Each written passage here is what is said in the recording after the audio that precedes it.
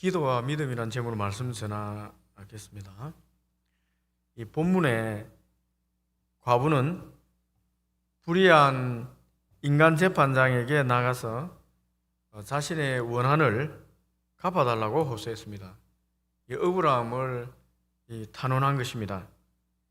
성경 시대에는 이 과부란 가난한 사람을 대표하는 단어입니다.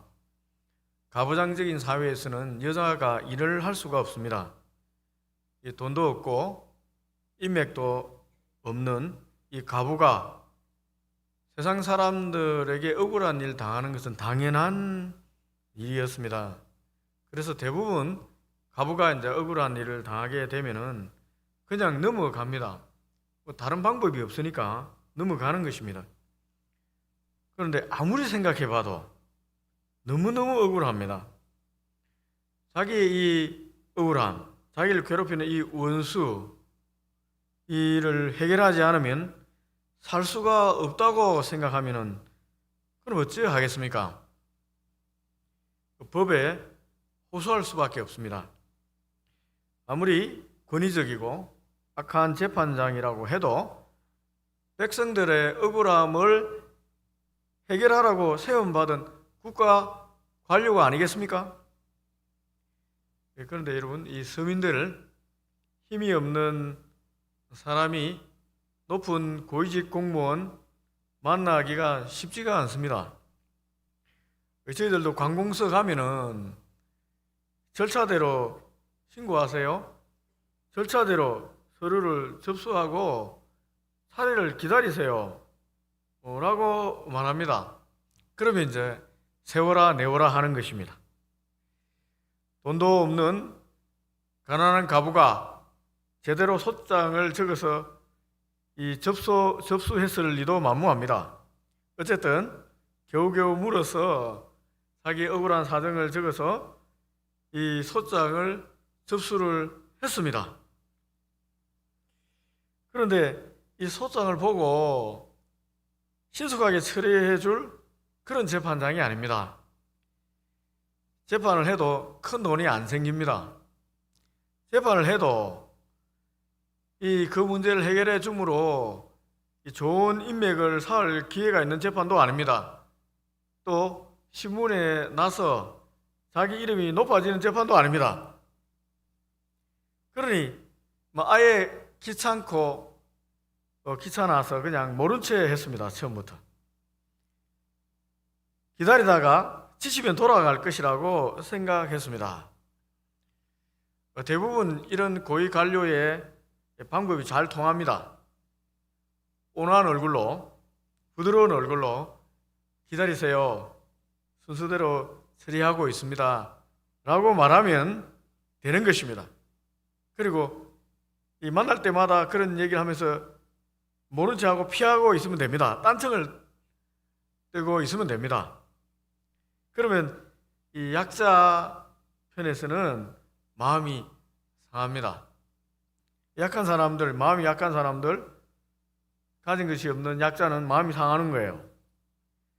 이렇게 차갑게, 냉정하게 대함받으면, 한두 번 이렇게 대우를 받으면은 자존심에 상처가 됩니다.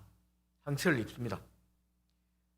한두 번 계속 입다 보면은 더럽다, 치사하다, 유전무죄요, 무전유죄구나, 잘 묻고 잘 살아라 하고 욕을 하면서 이 재판정을 떠나는 것입니다. 그것이 일반적입니다.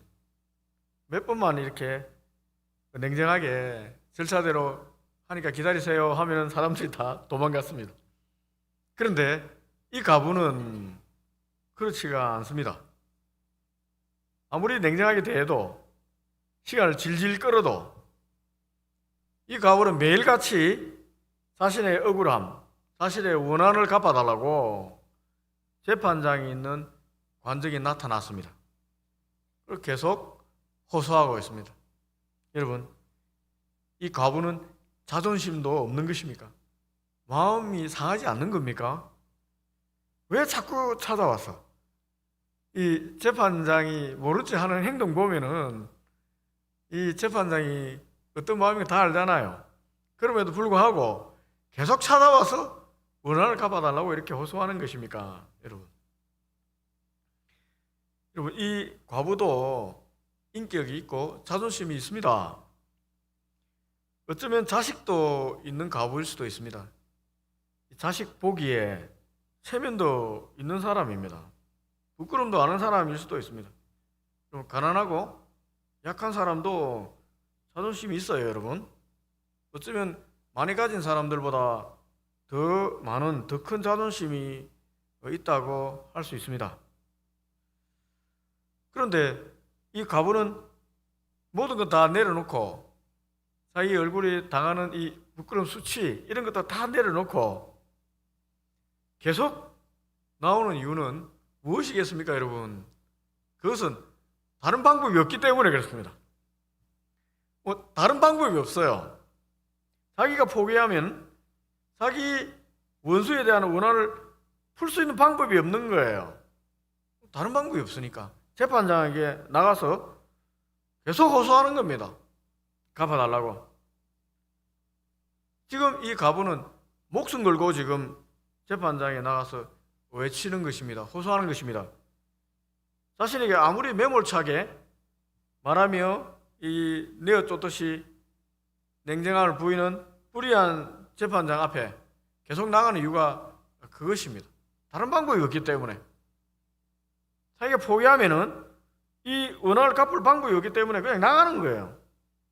두 번째, 이 과부가 나가는 이유는 하루 이틀, 사흘, 날, 1년, 2년 계속 밤낮 계속 나가서 앉아 있을 수 있는 이유는 여러분, 이 재판장이 자기의 억울함을 갚을 수 있다는 확신을 가지고 있기 때문에 그렇습니다. 적어도 이 재판장이 있다는 거예요. 자기 원한을 갚아줄 존재가 자기 눈앞에 있는 겁니다. 이 관정에 가면은 재판장이 보입니다. 이 재판장이 자기 원한을 갚아줄 수가 있어요. 적어도 이 여자는 이 믿음이 있는 거예요. 저 재판장이 자기 원한을 갚아줄 수 있다. 저 재판장이 있다.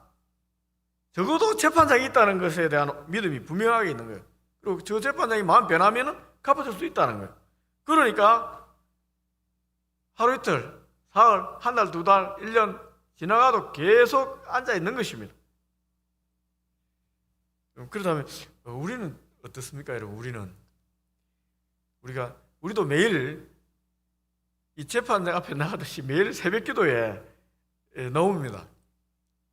새벽기도에 매일 나오잖아요. 어떤 분들은 우리 교인들 중에 마음이 한이 있고 억울한 일이 있고 반드시 이거 하나님만 드려야 되겠다 생각하는 사람은 새벽기도에 매일 나옵니다. 그리고 틈만 나면은 기도합니다. 기도하잖아요. 수요예배도 와서 또 기도하고 금요일도 기도하고 틈만 나면 무릎 꿇고 기도합니다. 집에서도 기도하고. 왜 이처럼 매일 나와서 기도하는 것입니까? 여러분, 적어도 이 과부와 같은 믿음은 있습니까? 우리의 억울함을 갚아줄 하나님이 계시고 우리의 기도를 듣고 있다는 이 확신이 있기 때문에 이 기도에 넣는 겁니까? 아니면은 그냥 습관이라서 넣는 것입니까? 안 하면 찝찝하고 기도 안 하면 찝찝하고 해도 좀 그렇고 안 하는 것보다 하는 게 낫겠다 싶어서 습관에 따라서 습관에 따라 넣잖아요. 습관 따라 넣는지 안 그러면은 정말 과부처럼 나의 문제를 해결해 줄 그 하나님, 그 분이 있다, 그 재판장이 있다 하고 자기 문제 해결을 하기 위해서 우리가 기도의 자리에 넣는 것입니다.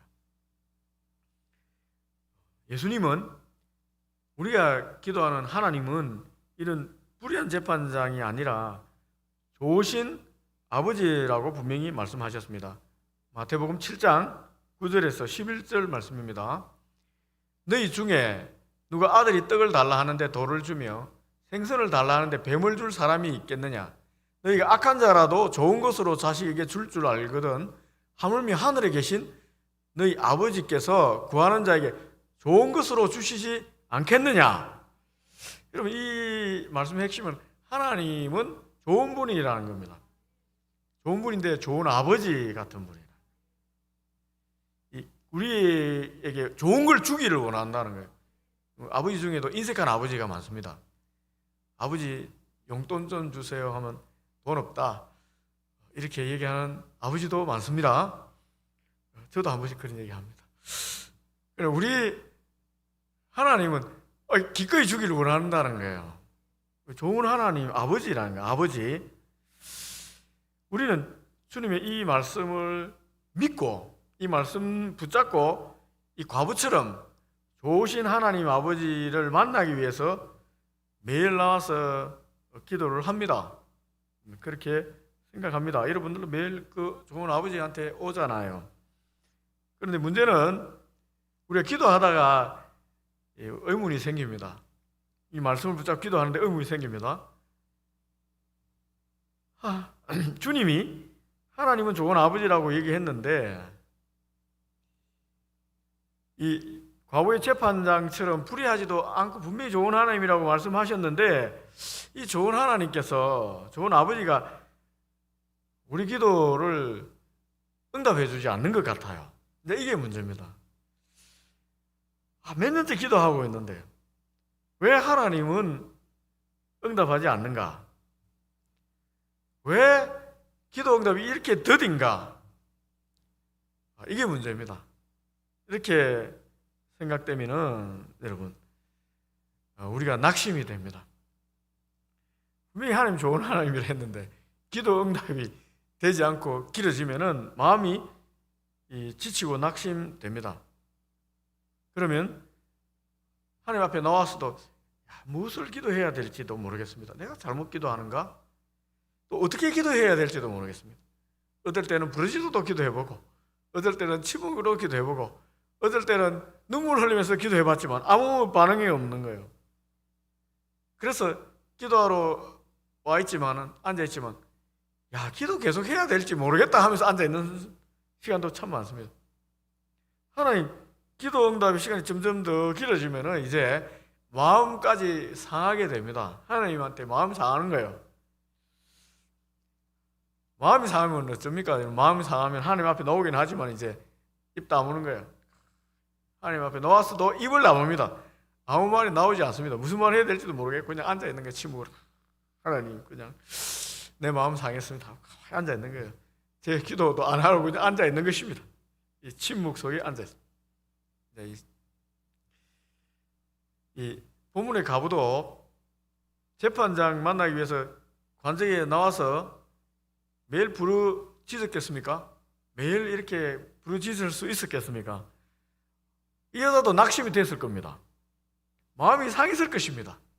그래서 관정에 나와서 넋을 읽고 넋 놓고 그냥 말도 나오지 않아서 그냥 넉넉한 채로 그냥 멍하니 앉아 있을 때가 많았을 것입니다. 그러다가 재판장이 보면은 또 정신 차리고 정신없이 내 원수의 원한을 갚아주십시오라고 또 부르짖었을 것입니다. 매일같이 이렇게 능숙 앉아 있는 모습, 아무 말도 못하고 그냥 앉아 있는 거죠. 계속 외치면 목이 아프잖아요. 또 언제 들어줄지도 모르잖아요. 이 과부도 그런 마음으로 그냥 마음이 상해서 앉아 있는 겁니다. 비록 불의한 재판장이지만 과부가 뒤로 물러날 기미가 없이 계속 앉아 있는 것을 보고는 마음이 불안해졌습니다. 그럼 이제 스트레스가 오는 거예요. 스트레스가 심리적으로 이제 이게 불안해지는 겁니다. 이 영적 전쟁의 일종입니다, 여러분. 인간 상대방이 이제 심적으로 부담이 오기 시작합니다. 불안해지기 시작하는 거예요. 심적으로 불안하고 부담을 느끼는 것은 굉장히 이렇게 사람의 마음을 누르게 되거든요. 압력이 됩니다. 그래서 불의한 재판장이 과부의 원한을 갚아주었습니다.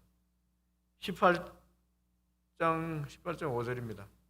이 과부가 나를 번거롭게 하니, 이제 괴롭다는 거예요. 내 마음을 스트레스 주게 된다. 불안, 심적으로 부담 준다는, 내가 그 원한을 풀어주리라.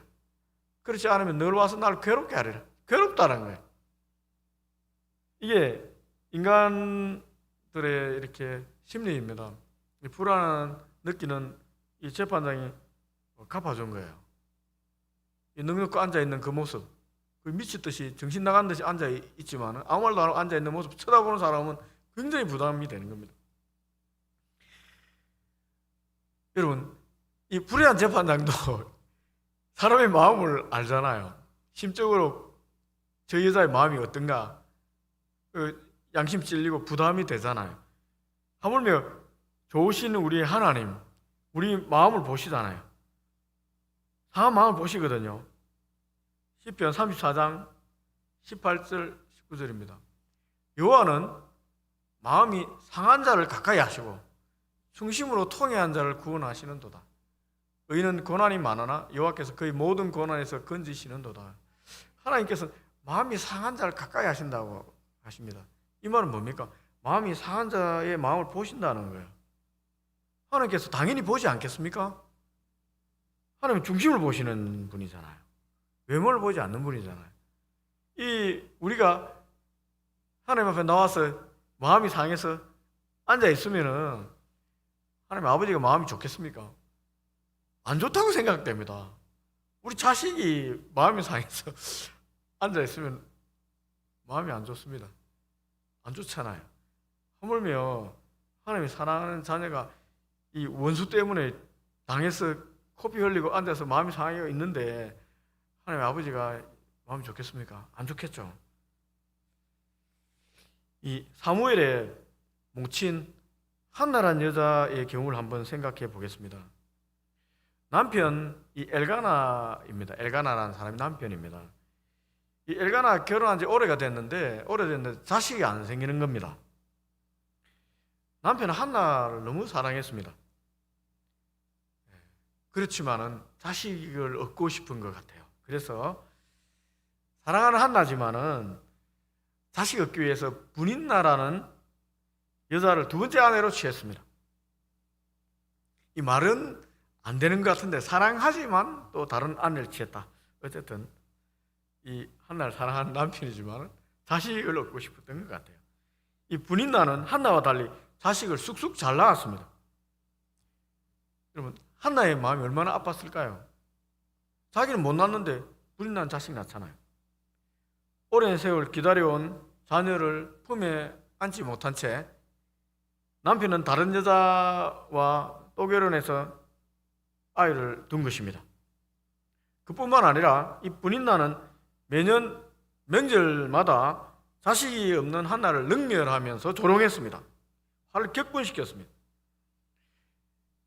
야 한나, 자식도 못 낳는 주제에 남편에게 정부인이라고 두목의 선물을 받다니 양심이 없구나. 이 남편 엘가나가 사랑하고 퍼스트니까 정부인이니까 두목을 준 것 같아요. 그리고 분인나한테는 한목을 준 것 같아요. 그러니까 분인나가 또 화가 난 거죠. 질투가 나고. 그래서 자식도 없는 주제에 말이야, 무슨 체면이 있어? 정부인이 받는 두목을 받는단 말이야. 내가 자식 낳았으니까 내가 두목 받아야지, 내가 정부인이야 하면서 부끄럽지도 않니? 이렇게 쏘아대고 맨날 이렇게 비웃고 하니까 얼마나 이렇게 격분되겠습니까? 아무리 남편이 자기를 사랑한다고 얘기하고 선물도 두목을 줘도 이 자식 없는 한을 어떻게 할 수가 없었습니다. 풀 수가 없는 거예요. 그런데 여러분, 이 자식은 내가 아무리 노력해도 마음대로 안 되잖아요. 생명은 하나님 거잖아요. 자기가 암만 노력해도 생기지 않습니다. 생명은 하나님 주권에 달려 있습니다. 하나는 그래서 하나님 앞에 나가서 부르짖기 시작했습니다. 자식 없는 자신의 한을 갚아달라고 하나님께 기도했습니다. 그런데 하나님 응답이 없는 거예요. 하나님 응답을 안 해주십니다. 1년, 2년, 3년 시간이 막 가도 응답이 없는 게 침묵하십니다. 세월은 흘러가고 이 분인나란 여자의 멸시는 더해져 갔습니다. 명절마다 당하는 수치와 치욕은 이제 더 이상 참을 수가 없는 지경이 되었습니다. 하나는 어느 명절 실로에 있는 하나님의 성소에 나가서 하나님께 마음을 토로했습니다. 자기가 할 수 있는 것 모든 것을 걸고 하나님께 기도했습니다. 사무엘상 1장 10절 11절 말씀. 한나가 마음이 괴로웠어.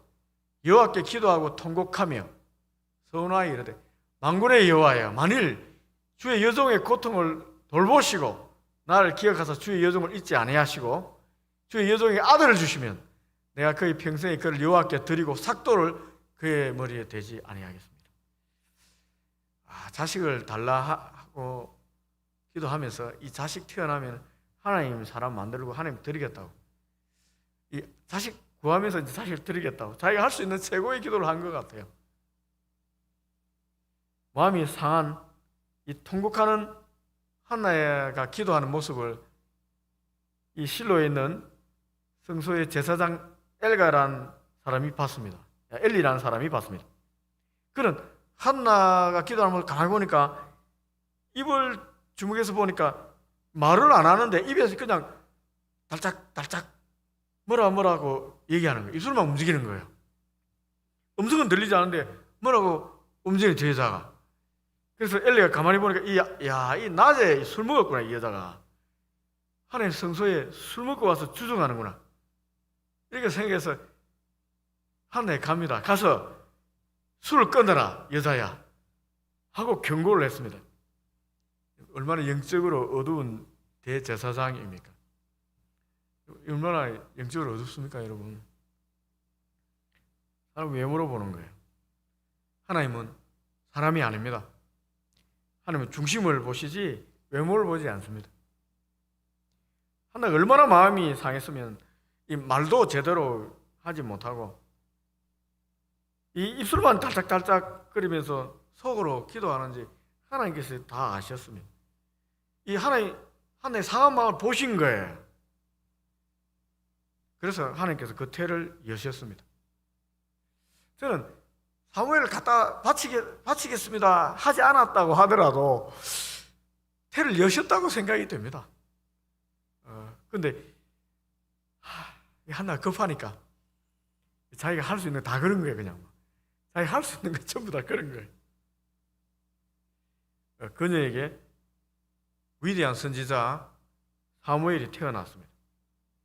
주님이 말씀하신 대로 구한 자식들 중에 진짜 좋은 자식을, 좋은 아들을 한나에게 주셨습니다. 좋은 것으로 주신 거예요. 여러분, 한나가 뒤로 물러가지 않고 끊임없이 기도할 수 있었던 힘이 무엇일까요, 여러분? 뒤로 안 물러나고 계속 기도했잖아요. 그 힘이 무엇이겠습니까? 앞에서 얘기한 거 똑같습니다.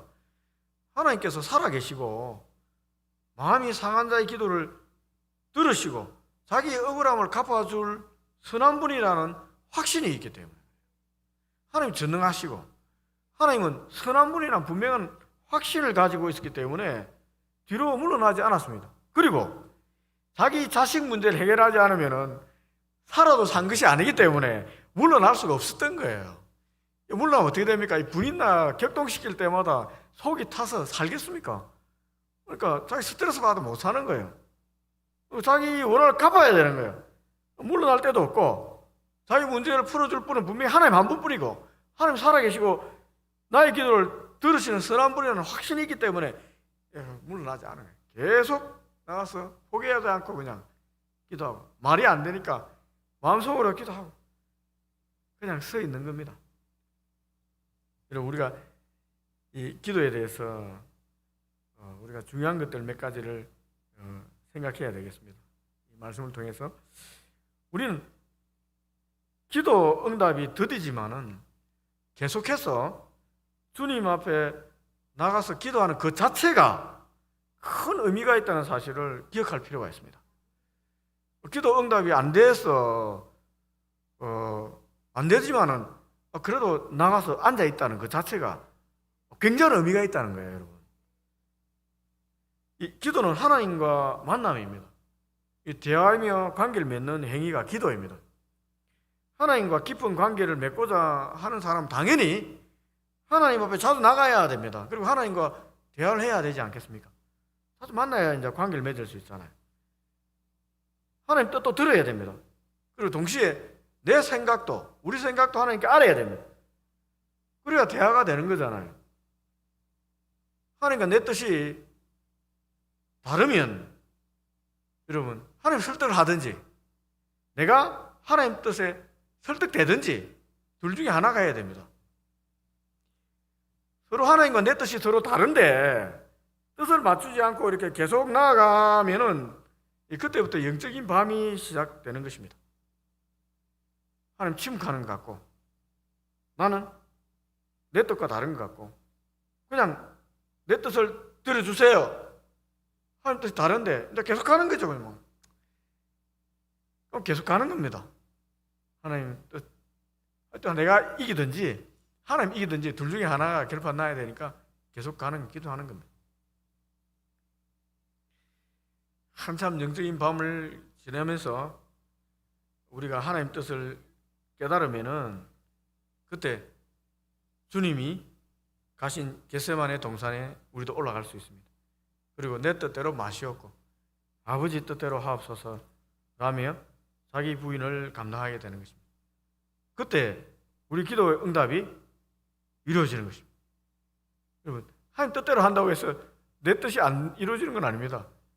내 방법이 아니라 하나님 방법으로 이루어집니다. 더 좋은 것으로 줍니다. 그러나 하나님 뜻이 먼저입니다. 먼저 그의 나라와 그의 의를 구하는 것이 먼저입니다. 그때 이루어진다는 거예요.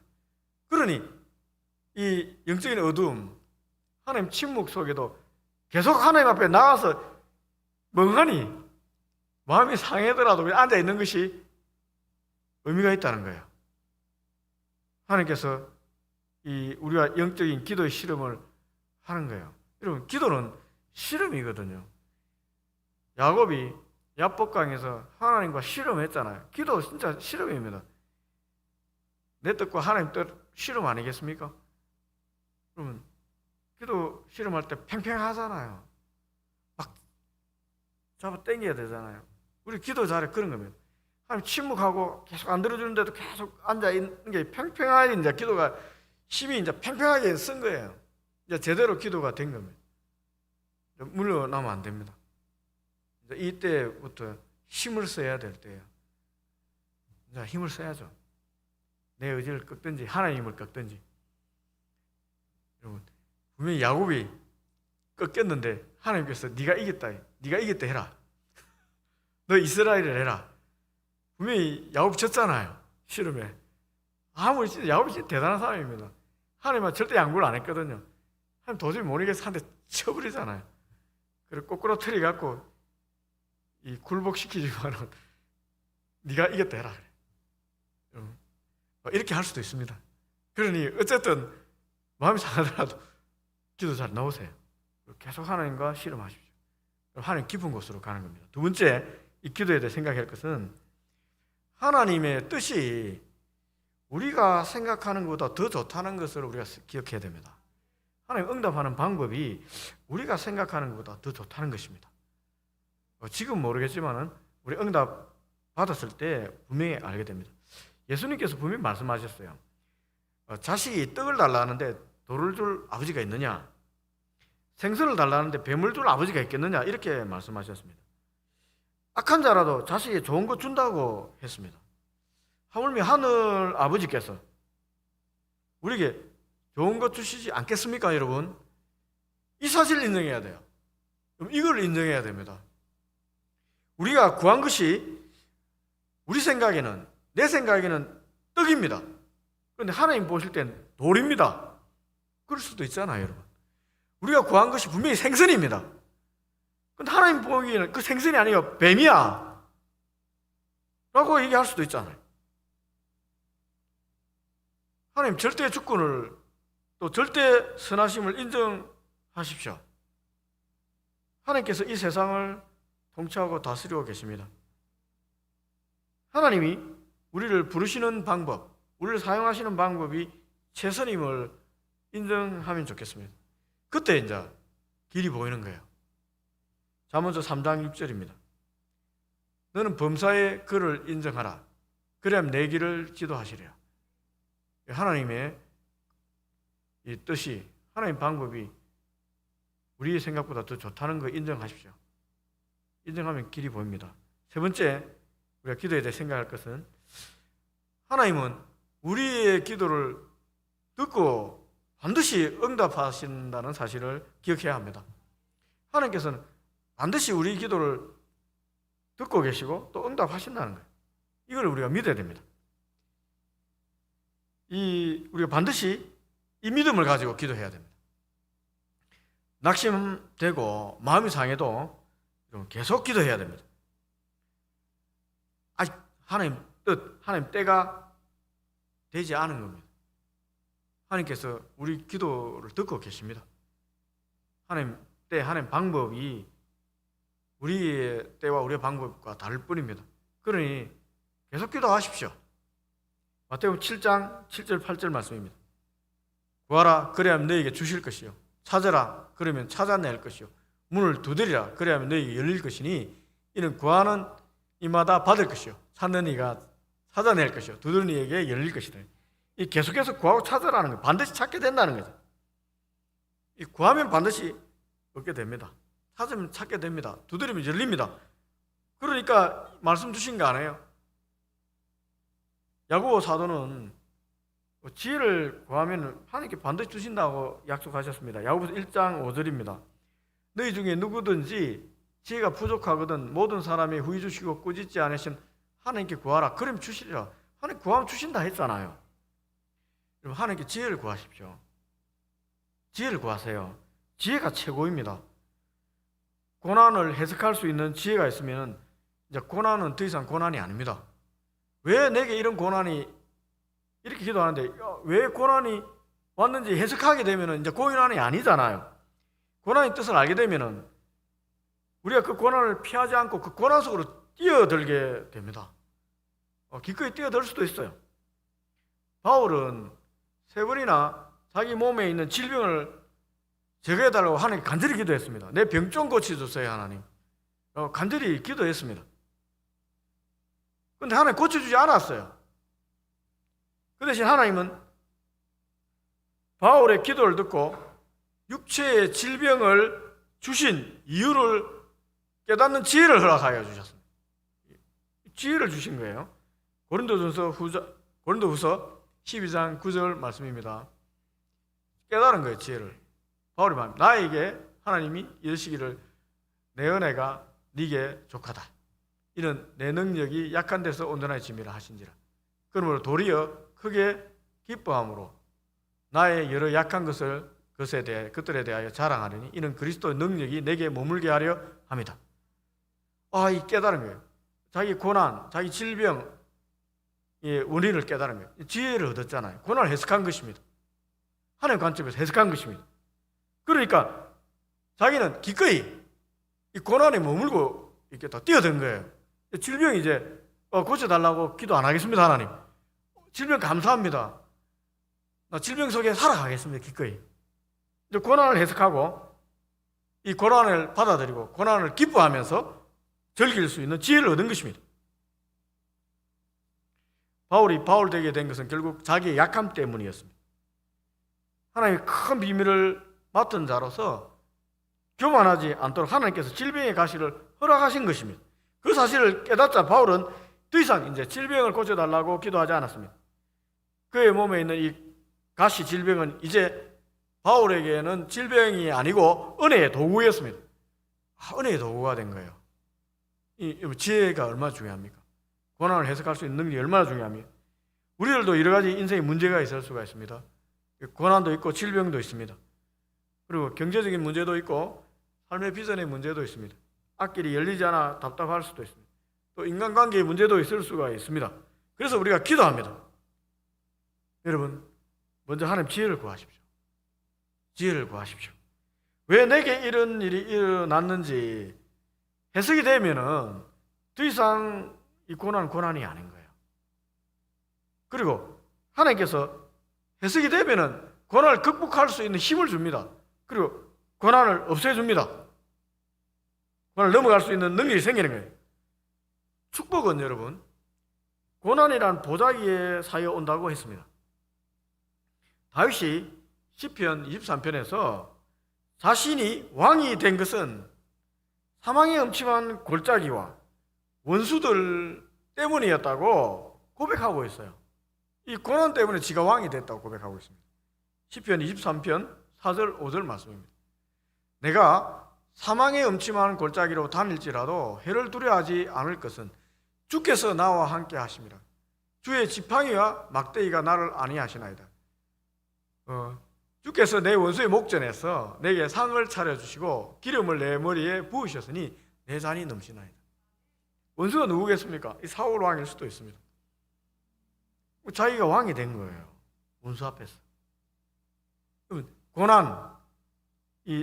고난이 축복으로 가는 통로가 된 겁니다. 다윗이 기도하고 있습니다. 여러분, 하나님께 큰 비전을 가지고 있는 사람은 당연히 큰 고난이 올 겁니다. 이건 당연한 것입니다. 왜 그렇습니까? 큰 비전이 있으니까 도전할 거잖아요. 큰 거에 도전하니까 당연히 큰 고난이 있는 것입니다. 작은 꿈이 있고 그 작은 소망이 있으면 작은 고난이 있습니다. 왜? 내가 작은 거 도전하니까. 그러니 여러분, 고난에 대해서 너무 그렇게 두려워할 필요는 없습니다. 내 인생의 문제 앞에 내가 도전하는 크기만큼 당하는 거예요. 믿음만큼 우리가 겪는 겁니다. 말씀을 맺겠습니다. 어쨌든 우리는 기도하기는 쉽지가 않습니다. 당연한 일입니다, 여러분. 유한한 피조물이 무한한 하나님 뜻 알기 어찌 쉽겠습니까? 그러나 분명한 것 하나 있습니다. 우리 성경을 읽고 우리 신앙생활 속에 분명한 거 하나 있습니다. 하나님께서는 좋으신 분이라는 사실이에요. 좋으신 아버지라는 사실입니다. 우리가 구하고 있는 것을 하나님 다 듣고 계십니다. 그리고 하나님께서 우리에게 구한 것 이상으로 좋은 것을 주기를 원한다는 것도 사실입니다. 여러분, 그러니 우리 생각을 내려놓고 하나님 아버지께 나아가 구하기 바랍니다. 기도한 지 너무 오래돼요. 마음이 상하고 낙심이 되어도 그냥 하나님 앞에 나가서 좀 앉아있기 바랍니다. 기도 자리에 앉아서 마음 상한 채 앉아있으면 좋겠습니다. 이 침묵의 기도입니다. 마음이 상하니까 기도 말이 어찌 나옵니까? 하나님 뭐 이렇게 더 어떻게 구하지도 않습니다. 그냥 앉아 계십시오. 침묵의 기도하십시오. 하나님 하고 그냥 멍하니 앉아 계십시오. 하나님께서 상한 자를 가까이 하십니다. 하나님께서 응답해 줄 때가 있습니다. 누가복음 18장 7절 8절 말씀입니다. 하물며 하나님께서 그 밤낮 부르짖는 택하신 자들의 원한을 풀어주지 아니하시겠느냐? 그들에게 오래 참으시겠느냐? 내가 너에게 이르노니 속히 그 원한을 풀어주시리라. 그러나 인자가 올 때 세상에서 믿음을 보겠느냐? 이런 밤낮 부르짖는다는 게 소리 없는 아우성도 있습니다. 말이 안 나오는데 사마음으로 앉아 있는 것만 해도 부르짖는 것입니다. 간절히 기도하는 것입니다. 하나님께서 속히 원한을 풀어주신다고 말씀하셨어요. 포기하지 마십시오. 기도의 자리를 그냥 지키십시오. 하나님께서 여러분의 믿음을 보기를 원하는 거예요. 믿음을. 하나님이 보시기 원하는 믿음은 어떤 상황과 조건에서도 하나님을 긍정하는 이 절대 믿음을 보기를 원하는 거예요. 하나님께서 우리에게 믿음을 보기를 원합니다. 믿음을 한번 보여주십시오. 하나님께서 여러분 속히 원한을 갚아 주실 겁니다. 여러분 믿는 자가 기도 응답을 받습니다. 하나님께서 반드시 갚아 주신다고 믿고 우리가 믿음을 보이는 그런 여러분 되면 좋겠습니다.